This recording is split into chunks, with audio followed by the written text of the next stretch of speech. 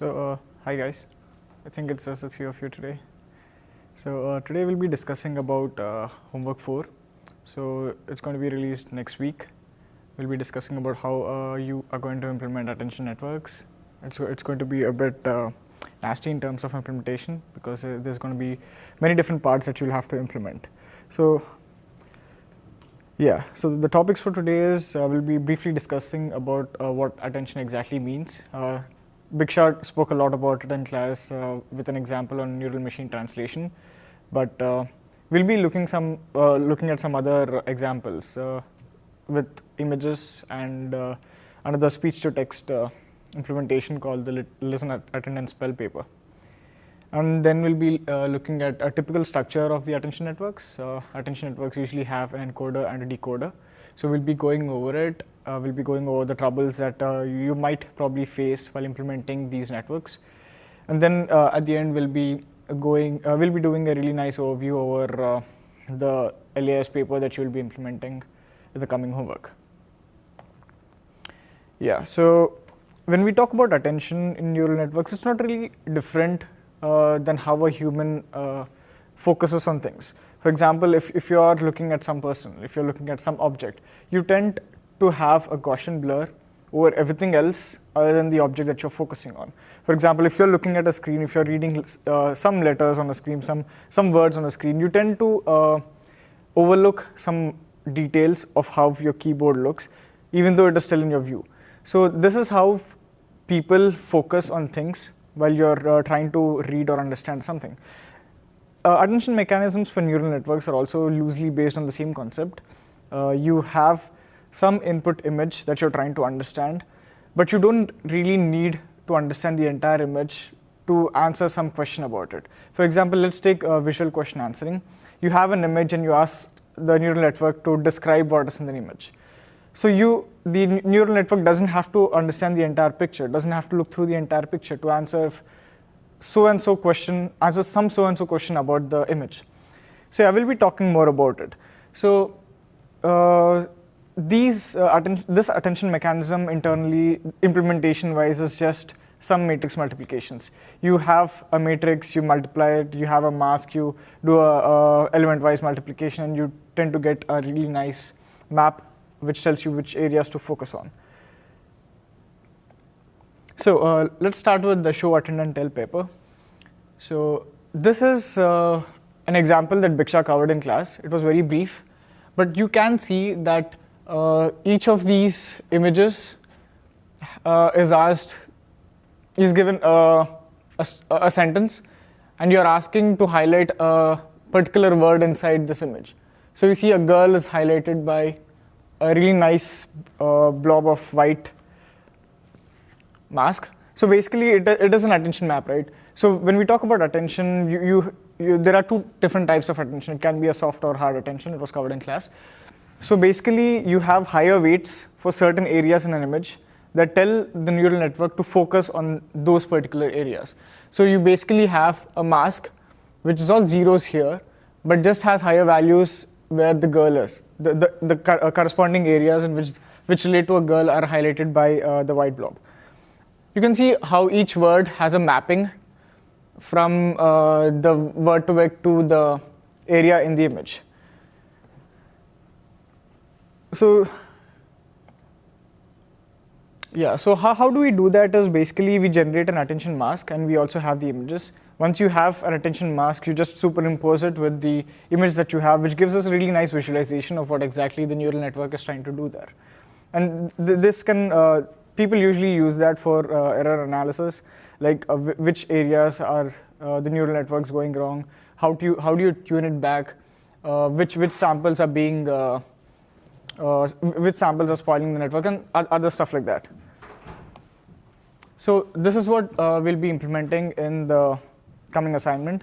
So we use pyramidal bi-LSTM structure that is going to generate some high-level representations for the decoder to decode. And then we have another layer of bi-LSTMs that decode the high-level representations. We'll be going in much more depth about this just some time. So we saw in class how a weighted combination of the inputs. A weighted combination of the representation of the inputs can help us go from one language to the other, machine translation. So the same concept applies to listen, attend, and spell as well. So you have the utterance, you take, you do some some operations on top of it, and you get a high-level representation of the utterances. Once you have that, it's just about a weighted combination of these, which tell the decoder which areas to focus on. So you see, we have a complete utterance, and you do you pass it through a pyramidal BILSTM network, and then you will have a high-level representation of it. So how do you tell your decoder which areas of the image to focus on? Like, you don't exactly need the complete image to tell the complete image to predict the next word, right? So the whole point is you have an encoder which gives you a high-level representation, and a decoder which gives you a transcript that corresponds to that utterance.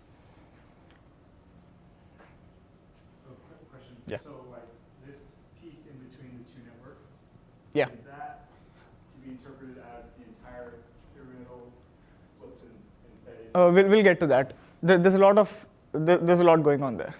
Okay. So this is just for representation.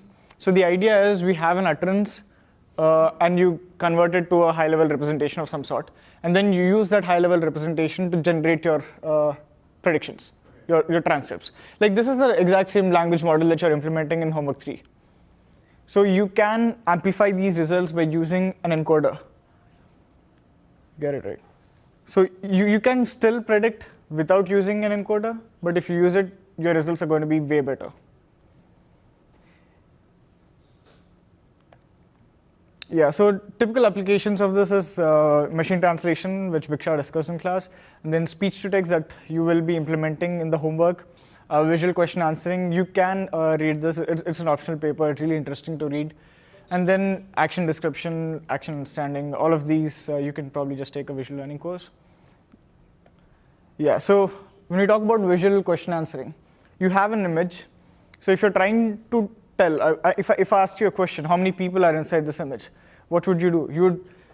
You would focus on this person, +1 this person, +1 that person, right? You keep moving through the image, trying to understand which areas corresponds to people.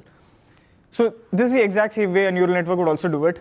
You basically generate an attention map, and then from that map you can just do an island search to understand which areas contain blobs, and that from that you can just do a counting. You can solve counting problems, and then you can also do a map to understand which areas corresponds to which objects, like questions like is there a ball in this image, is there a shoe in this image, or is there a person in this image? All of these can also be solved by using attention networks. Yeah, so this is the architecture of the VQA paper. So you have the image. So again, any attention network has two parts, an encoder and a decoder. It might not be very explicit, but yeah, you still have some sort of encoding and decoding going on. So the input image is passed through an encoder. So an encoder here is a bunch of CNN layers. You pass it through it, you get a feature representation of it. You hold it there, and then you have your input question. You pass this input question through a sequence of RNNs or LSTMs, and you get some query out of it.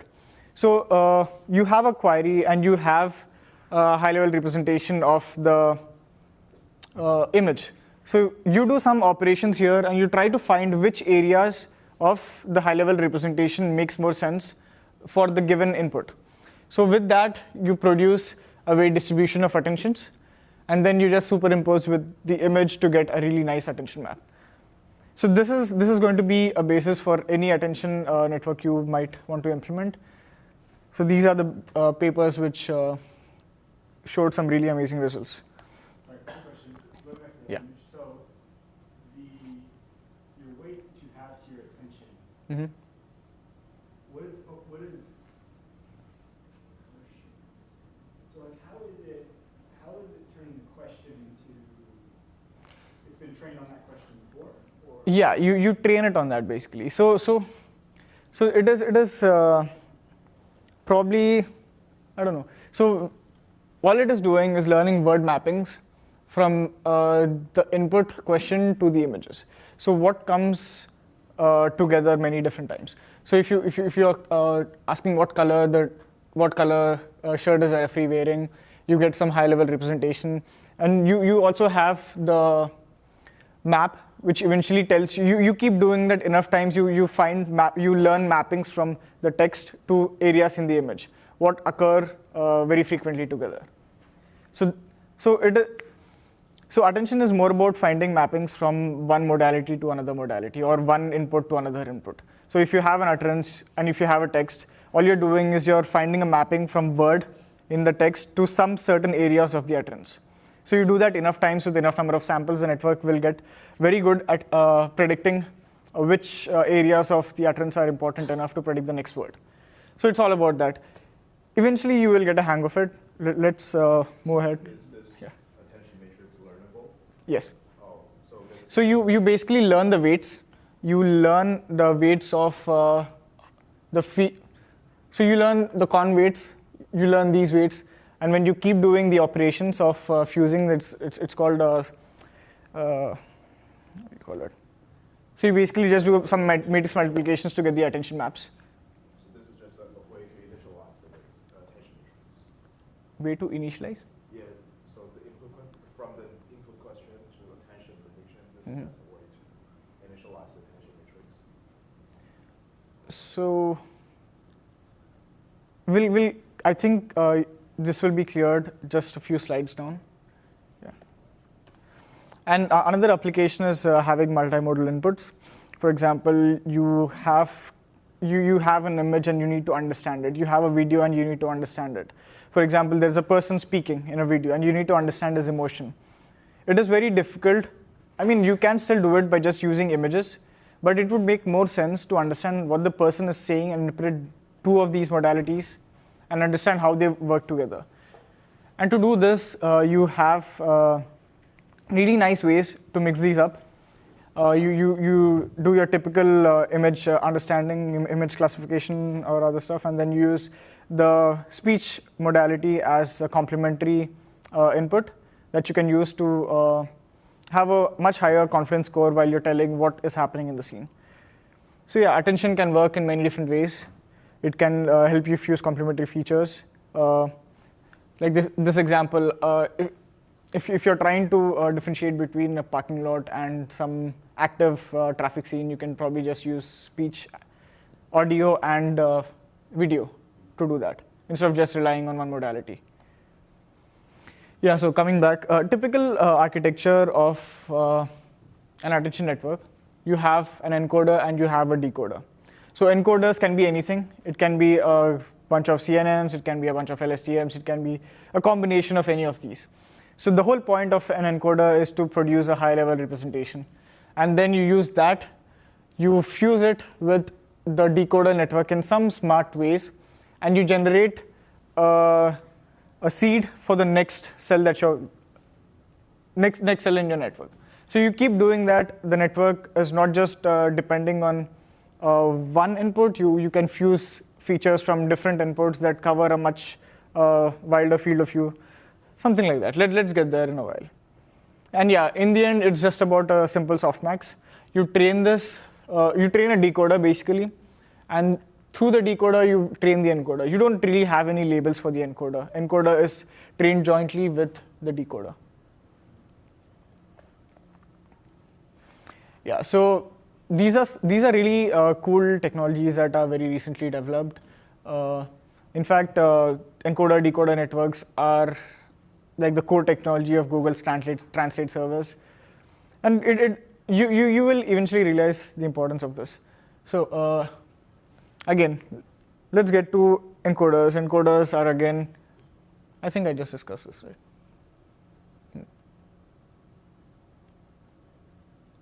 Yeah, so let's go briefly how this is happening. So you see, this is a decoder network for the LAS paper that we have. You have the inputs that are coming in from the high-level representations that are generated by the encoder. The decoder takes it, fuses it, pushes it to the next cell, and keeps doing it for every time step. So this happens in a loop. You take a representation, add it to a time step, generate the output, take that, push it into the next time step, and you keep doing that in a loop. So let's get to the main part of the recitation for today. So we'll be discussing about lesson, attendance, spell, paper that you will be implementing from scratch. So this network, as a typical attention network, has two parts, encoder and the decoder. The encoder is named as the listener, and the decoder is called the speller in this paper. So what we are doing here, we are taking utterance. Utterance is just a speech that has been processed. You take it, you push it through a pyramidal bi-LSTM network. So what happens here is, it's just a cool way of doing it. You can swap the entire thing with a CNN, but you just take the utterance, push it, and once you get the output of the first layer, you split it in half and you concatenate the two halves. Just a minute and we'll go through it again. So you do that thrice. The paper asks you to do it thrice. You can do it how many ever times you want to do it based on the GPU space that you have. Once you get to a high level representation, they call it H. Use those features and you generate an attention out of that, and you push those attention context into each time step of your network. So this is important. You are pushing the exact same thing into every time step. So the idea is that the network, the decoder, will learn to map each word to some specific areas of the utterance. So this happens iteratively. Every different word will have a different mapping based on what the utterance is. And once you're done with the encoder, and then you get to the decoder is producing your outputs. The last step would be decoding the inputs, right? Decoding the outputs. So you can use algorithms like the beam search or random search and just get it done instead of using a greedy method. So the idea here is you can use random search in place of beam search because it's very easy to implement. That is the first thing. And the second is you get very similar performance if you have enough number of samples. So we will probably not be discussing much about random search. You will be given a paper. You can read it if you want to. Yeah, so in the previous recitation, Raphael covered how you can pack variable length utterances. So the thing is, this would have been a very trivial problem to solve if you had all of these utterances and transcripts of the same length. But the biggest problem that you'll be having in this assignment is your utterances are of variable lengths and your transcripts are of variable lengths. So you have to pack the utterances in certain ways that you probably have to go through the previous recitation. You pack it and you push it through a network. So basically, this is coming from the idea that you would probably not want to backprop, or you probably not want to use padding while you're forward propagating through the network or while you're computing anything. So PyTorch has a really nice way that you can do it. You can just use some the padded sequences and packed sequences methods to make this someone else's problem. You don't really have to worry about it. Yeah, so what we suggest doing it and what is different in the LAS paper is, in the LAS paper, they have a single output, right? So they only have a single H. So instead of doing that, you can take two outputs out of it, two projections out of the output of your encoder. So the idea is the network learns to generate a key value pair. A key value pair in the sense you use a key to go through the values. So what LAS does is they just use one vector that is coming out, you use that, and you just push it in. So you sort of lose the values that you have, and it doesn't really give you that good of a performance than just using two different projections from the output. These are empirical results that we had from last semester. You can, or it's up to you, you can use it or you could do something else. So what you do is you take two outputs called the attention key and value pair from the output of the pyramidal bi-LSTM network, the encoder. You take both of these, and typically it'll be much more easier for you if you just make them the same length. So the same number of units. The projections are identical. It's just that the weights that are being learned are going to be different. We'll discuss that in more detail in just a few more minutes. Yeah, so again, reiterating it, after each layer of the BiLSTM, the length of the utterance is being halved. So by that, I mean that if your utterance is of length L and the frequencies are 40 or 64, whatever it is, you basically cut the utterance in half. So the length becomes L by 2, and your frequency dimension doubles. So it's more like a reshape operation that's going on, a view operation that's going on. You just take this part and you put it on top of it. So that is what the paper suggests you to do. You just concatenate the outputs of the network and stack it on top of it. So you can either do this, or you can just do mean pooling, or you can just do some operation that you think might work better. It's up to you. The paper suggests you to concatenate, but you can do something else.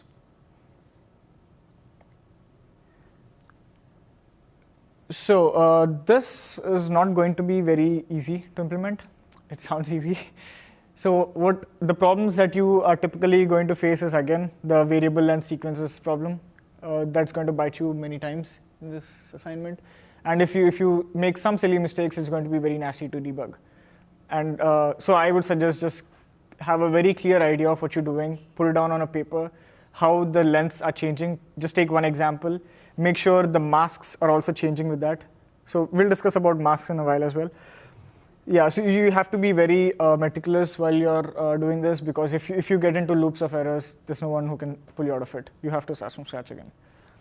So the way of dealing with variable length sequences is, again, pack-padded sequences and pad-packed sequences that Rafael discussed in a couple of recitations before this.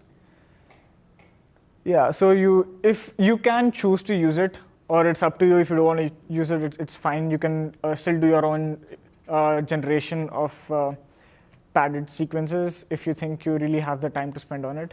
But people have already done it, so our suggestion is don't get into those troubles. You'll have a lot of other things to face. And coming to the view method, so basically when you have a tensor stored in memory, you store it in a slot, and you only have that slot with you. You don't have memory, any extra memory. You might or might not have it. So what happens is when you try to reshape it, you're taking some variables and you're projecting it into a different dimension. So this might give you some errors in how the memory is stored, because you might have different parts of this variable stored in different sectors. So if you're trying to get it close, view method doesn't really work with it.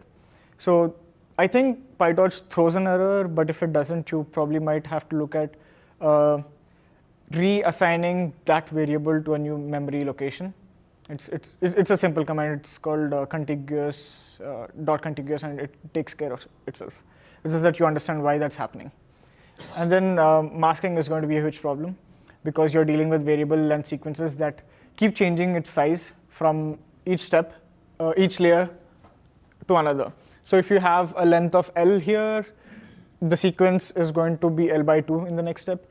And with the sequence, your mask is also going to change. So your mask is also going to be in half. It happens with every layer.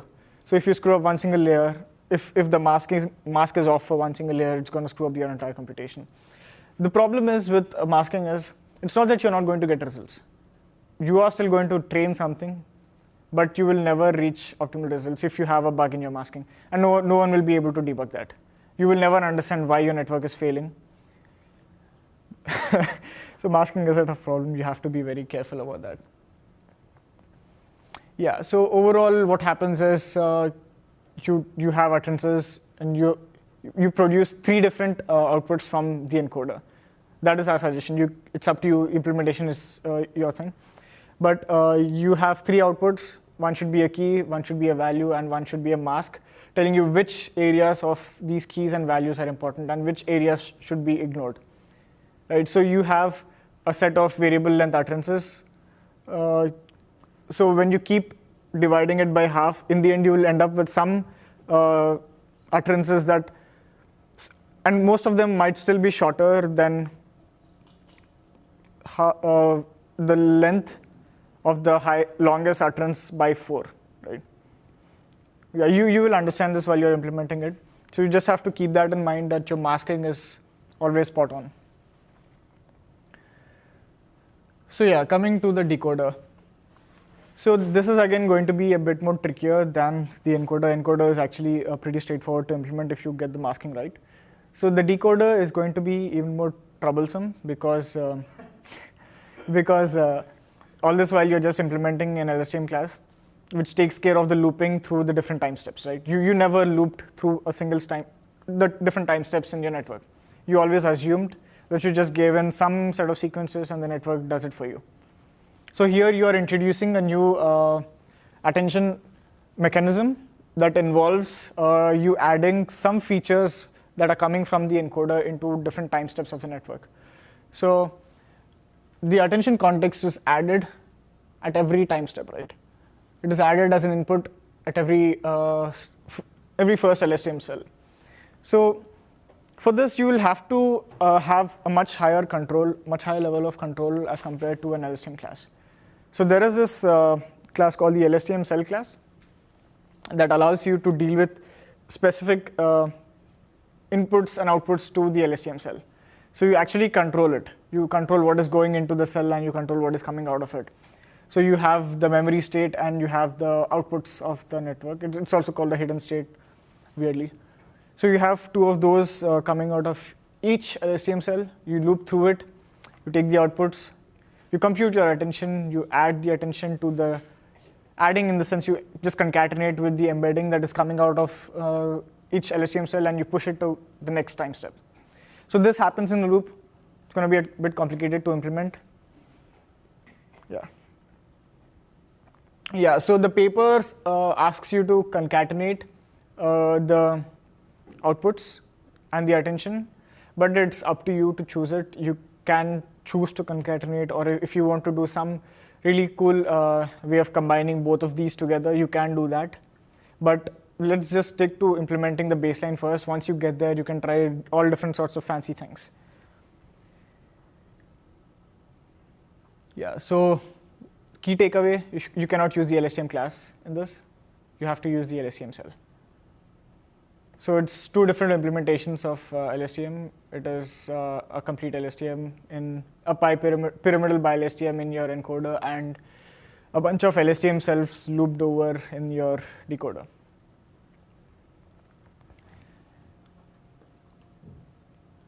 Yeah, so a bit of terminology. We will be dealing with different things, queries, context, keys, and values, and energy.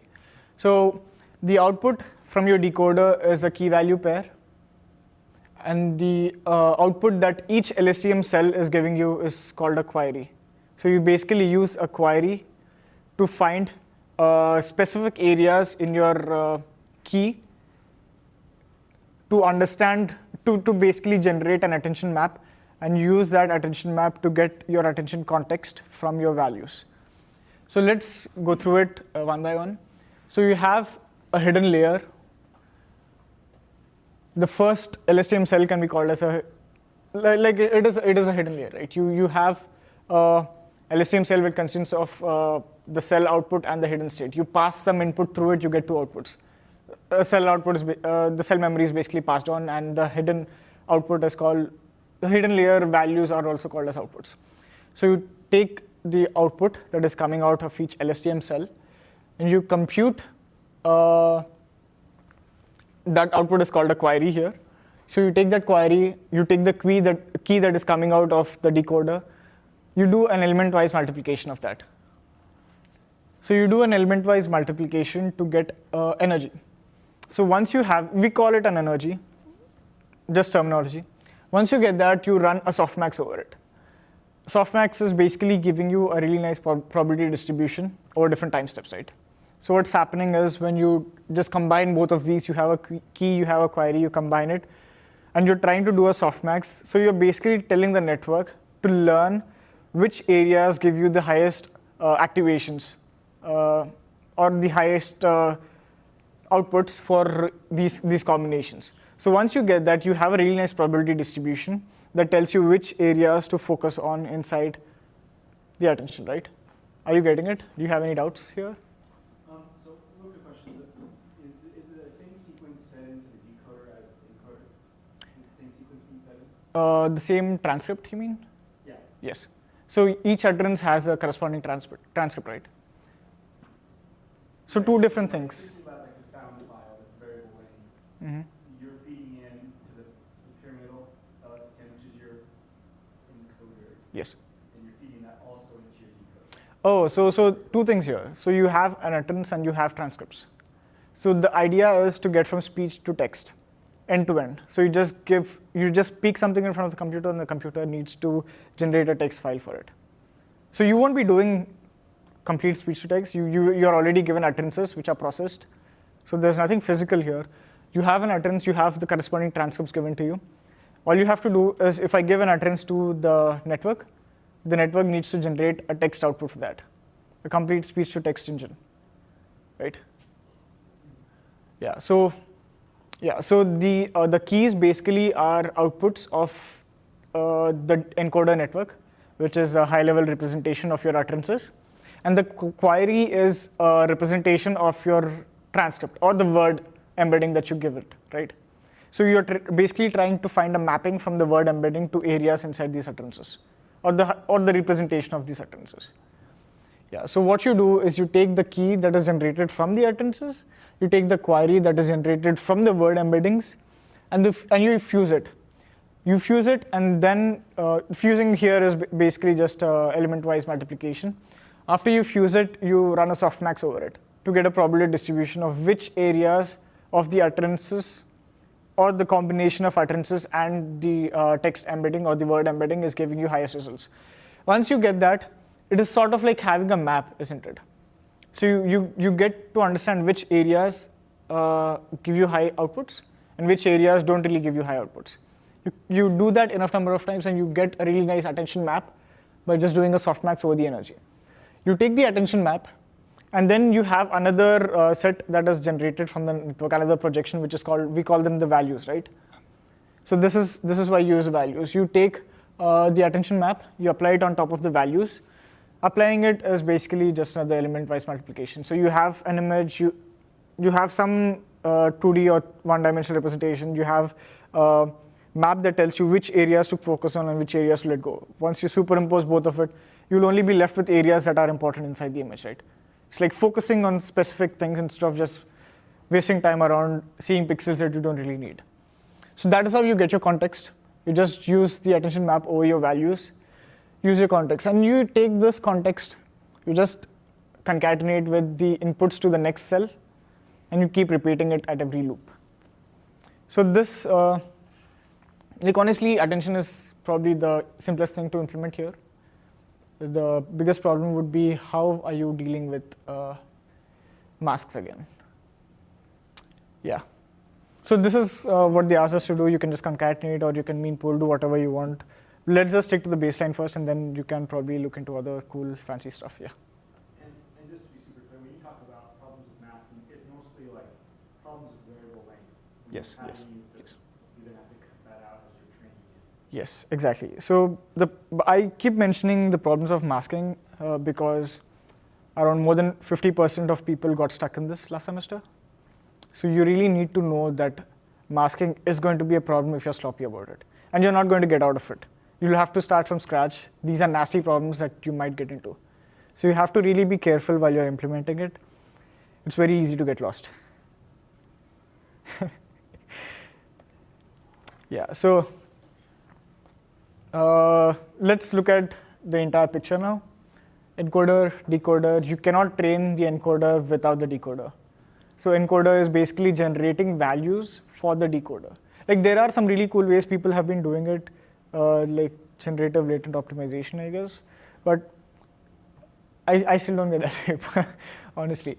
So you typically need the decoder to train your encoder, because encoder is basically teaching itself the most optimal values to generate so that the decoder can perform well, right? So decoder itself is a standalone network. It can work very well even without the encoder. Encoder helps it boost the results in many magnitudes. Yeah, so another problem with PyTorch is you don't really have a graph to show you how the tensors are flowing inside. So it is going to be really difficult to debug problems that come in the connections between both of these. So you might think that the network is learning, but at times you would realize that there is no backpropagation going out for the encoder network. So these are also some really difficult problems. You have to be careful, and if your network is not really performing as good as it should, it probably could be a reason that the connection is broken. So there is no flow of tensors from the listener to the speller.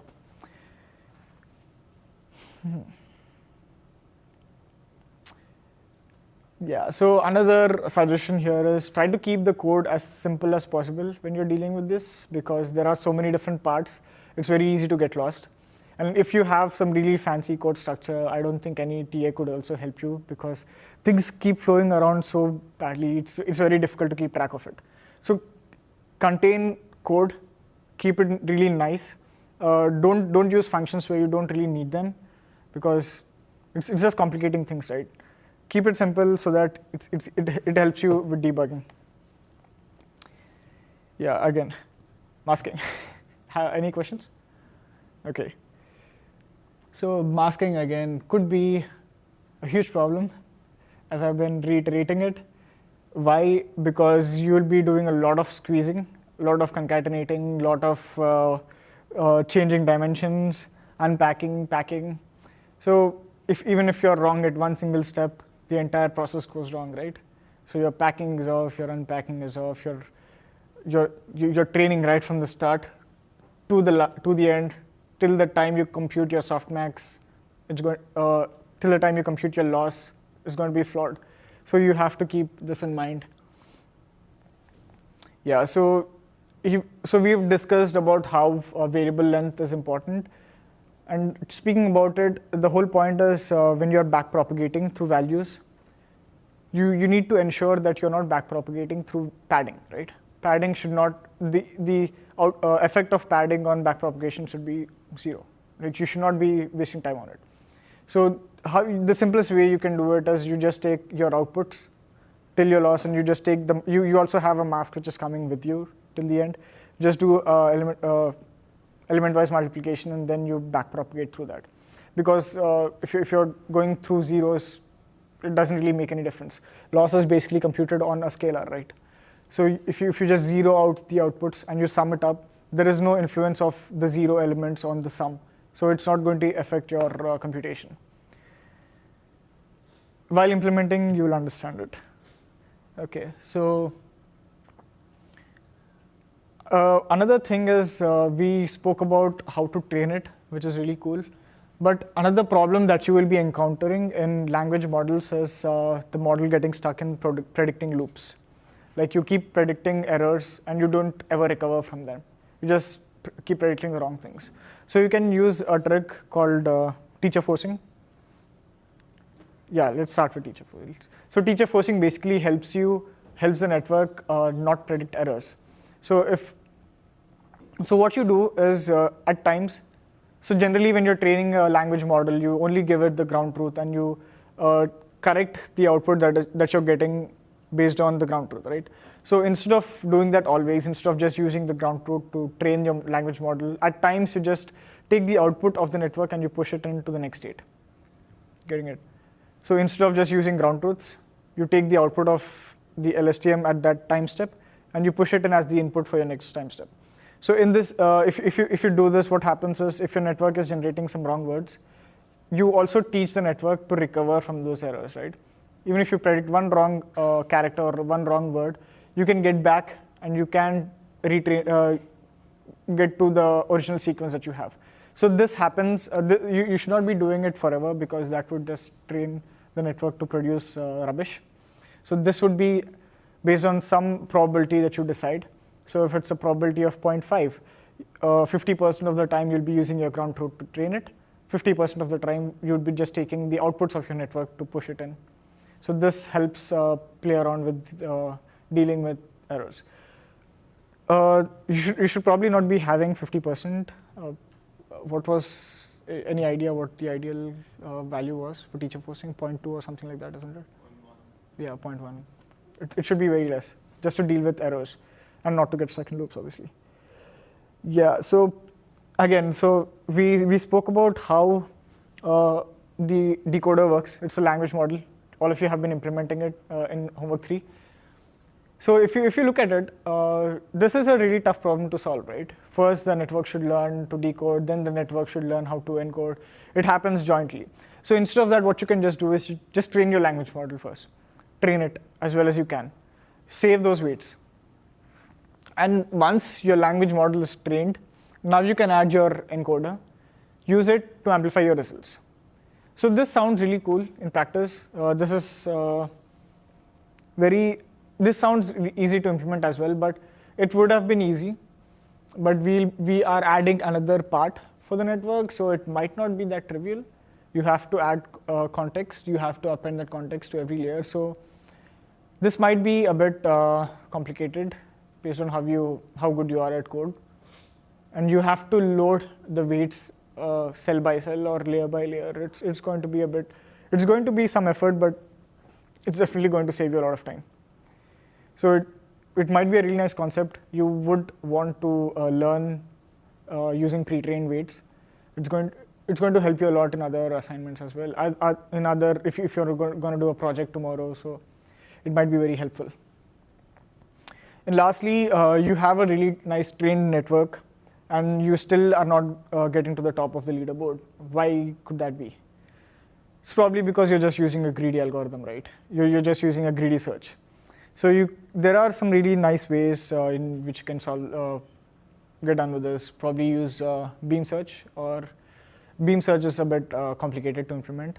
But if you've done the bonus for homework 3 part 1, you could probably just use that code. Or you can just use random search. Random search empirically has given really good results for us last semester. And it also takes much lesser time to implement as compared to beam search.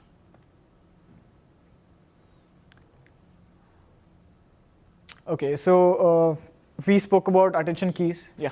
So are we not able to use the decoder we used in this homework? I'm sorry? Are we not able to use the beam search? You can use it. That is what I've been suggesting. You can use beam search if you have the code. Sorry, you're saying if we implemented the code, we can use it. Right now, we haven't implemented it. We're using the package that they've given us For beam search? for beam search for this. Okay, so you can. So are we allowing them to use packages for beam search? Packages from No. So Ryan gave us a package for beam search. Okay. You did? Yeah, he said like download this code because it's bonus to implement beam search. You sure? I actually has that. Yeah. There is the package for CTC decoding. CTC has a package. So there's another There's also a package. package for beam search. Yeah. What is Okay. it called? So you just sold out Ryan. Sorry. And I'm Okay. doing it as well. Yeah. Professor's going to be seeing this. Yeah, so you can use beam search if you implement it, but I don't think we'll be allowing you to use packages. Okay, so we've been talking about projecting the outputs of the encoder into a key and a value pairs, right? So by projection, we just mean that you can take the output, you take the high-level representation, and you use linear layers to push it out in 2 different streams. So we would suggest that you use a linear layer of size 256 because it's given us really good results, and going any higher than that, I don't think it's necessary.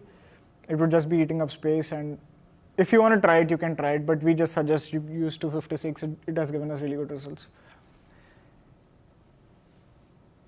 Yeah, so this initially might be a bit confusing. You might be thinking, why do I have to take 2 parallel projections out from the same output? It makes no sense to me. But think of it this way, right? You need the exact same dimensional outputs. You use one to get to compute the attention, and use the attention to get the context out of it. So it is like a really nice triangle. You use this, compute the attention map, use the map to get the context out of the values that you have from the direct output of the network. So this is really nice. You will probably understand it more when you read the paper. But yeah, just stick to the size that we've given you. It should work.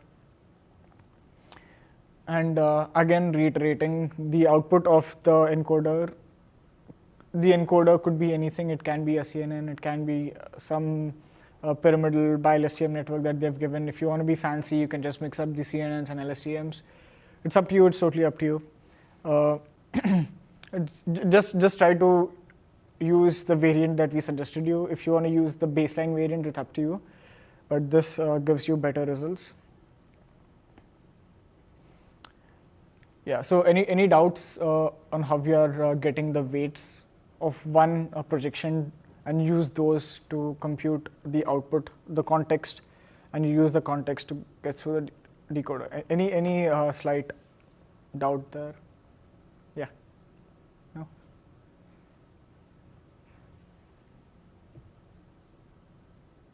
No? Okay. That's one.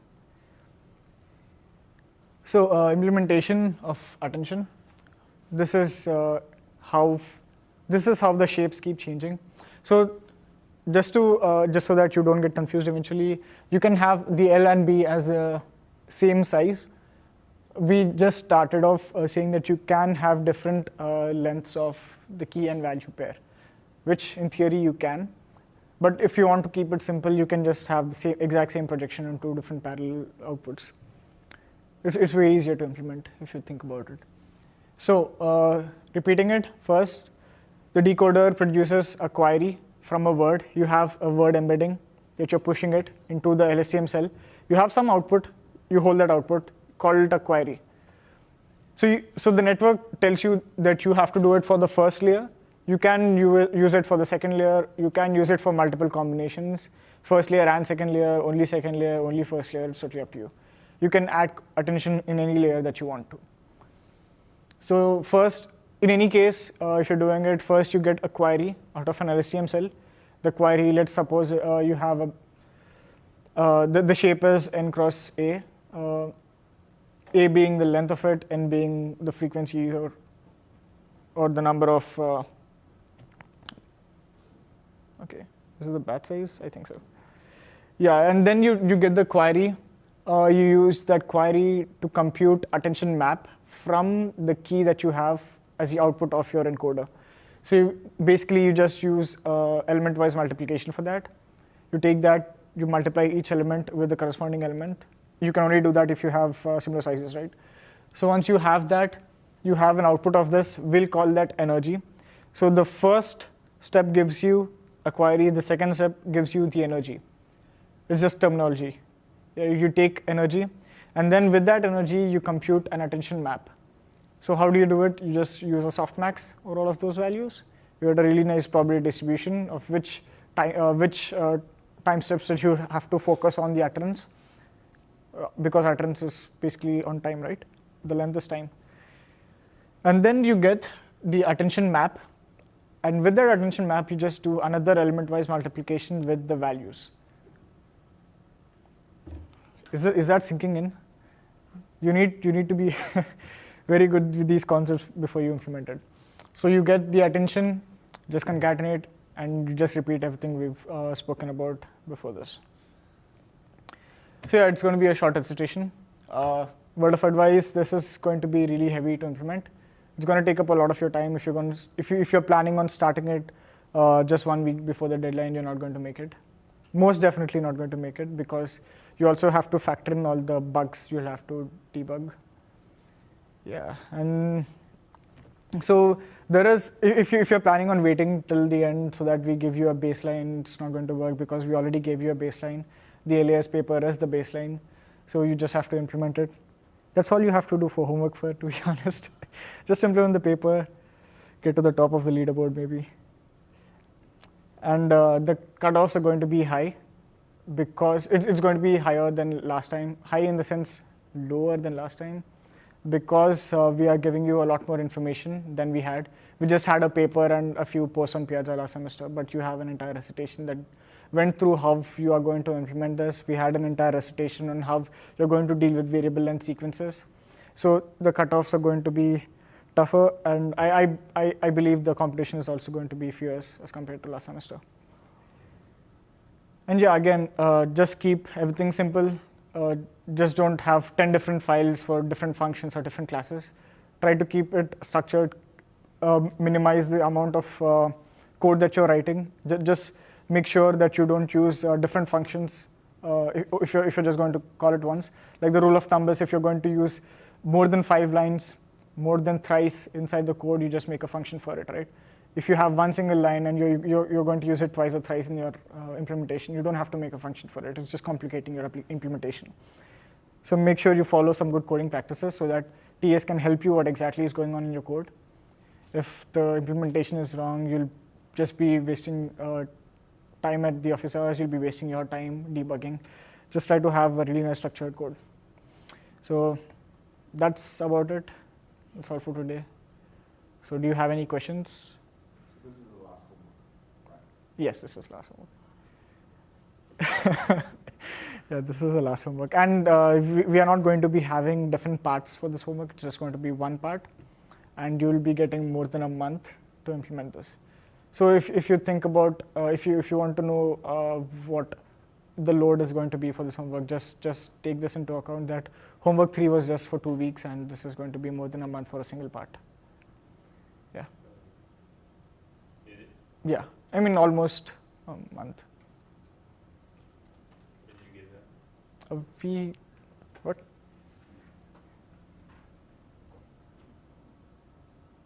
Oh, my God, yes. Yeah, that was, That's 23. yeah. Okay.